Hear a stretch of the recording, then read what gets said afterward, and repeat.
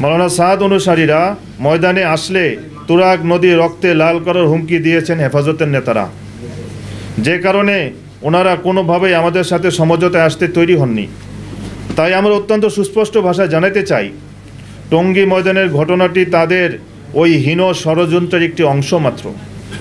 প্রিয় সাংবাদিক ভাইয়েরা, আপনারা দেখেছেন যে ঢাকা মেডিকেল কলেজে হাসপাতালে থেকে কিভাবে আমাদের তাবলিগের সাথীদেরকে পুলিশ ও সাংবাদিকদের সামনে তারা প্রকাশ্যে অপহরণ করে কাকরাইল মসজিদে নিয়ে অকথ্য নির্যাতন করেছে।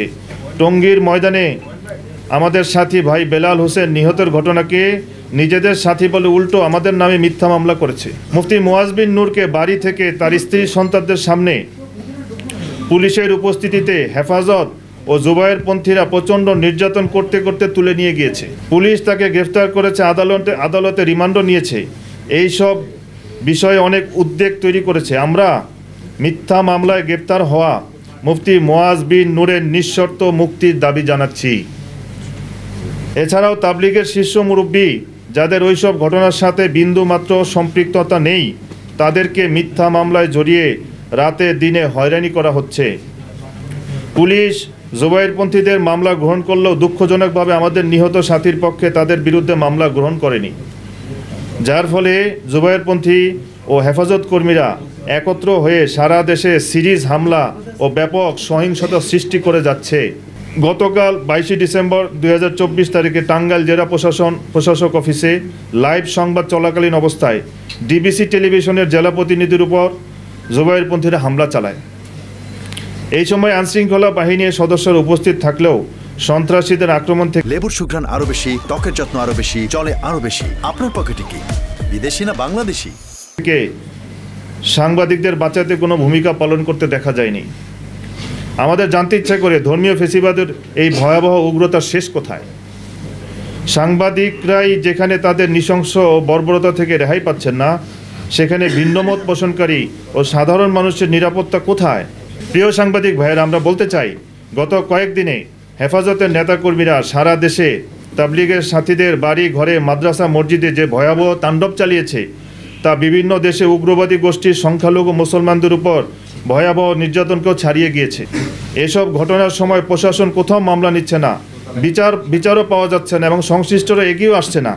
মহামান্য প্রধান উপদেষ্টা ডক্টর ইউনূস সাহেবের মতো শান্তিতে নোবেলজয়ী ব্যক্তির আমলে এই চিত্র বর্তমান সরকারের উজ্জ্বল ভাবমূর্তিকে মারাত্মক ক্ষুণ্ণ করতেছে দেশে ও বিদেশে।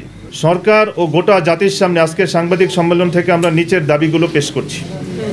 1 নম্বর, তাবলিগ জামাতের বিশ্ব আমির হযরত মাওলানা সাদ কান্দলভীর অনুসারী সকল মুরব্বীদের নামে করা সকল মিথ্যা মামলা প্রত্যাহার করতে হবে। 2 নম্বর, মজলুম কারাবন্দী আলেমে দ্বীন মুফতি মুয়াজ বিন নূরকে অতি সত্বর নিঃশর্ত মুক্তি দিতে হবে। 3 নম্বর, কাকরাইল মসজিদ, টঙ্গীর বিশ্ব ইজতেমা ও সারা বাংলাদেশে মসজিদ ভিত্তিক তাবলিগের কাজকে সমান অধিকারের ভিত্তিতে পরিচালনার পরিবেশ তৈরি করে দিতে হবে। 4, তাবলিগের যে কোনো বিষয়ে হেফাজত বা জুবায়েরপন্থীরা এক পক্ষের ব্যক্তিদের সাথে বসে সিদ্ধান্ত গ্রহণ পরিহার করতে হবে। অতি দুঃখের সাথে বলছি, মহামান্য স্বরাষ্ট্র উপদেষ্টা ও ধর্ম বিষয়ক উপদেষ্টার মধ্যে আমরা এই বিষয়ে সদিচ্ছার যথেষ্ট অভাব পরিলক্ষিত করছি। তারা বিচার বিশ্লেষণ ও বিচার বিভাগীয় তদন্ত এবং মীমাংসার আগেই এক পক্ষের হয়ে যেভাবে কথা বলছেন, সেসব গোটা জাতিকে হতাশ করতেছে।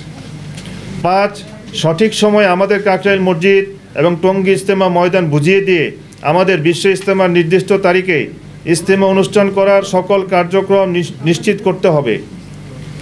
6, সারা দেশে জুবায়েরপন্থী ও হেফাজত কর্মীরা নিজামুদ্দিনের অনুসারীদের উপর যে জুলুম ও নির্যাতন চালাচ্ছে, সেসবের বিরুদ্ধে কঠিন ব্যবস্থা গ্রহণ করতে হবে।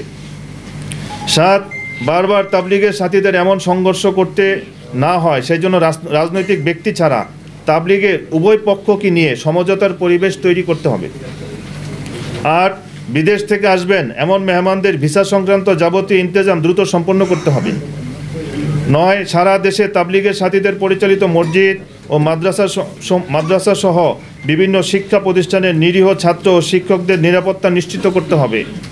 10, যে কোনো অবস্থায় সাধারণ মুসল্লি, গণমাধ্যম কর্মী ও সাংবাদিকদের নিরাপত্তা নিশ্চিত করতে হবে।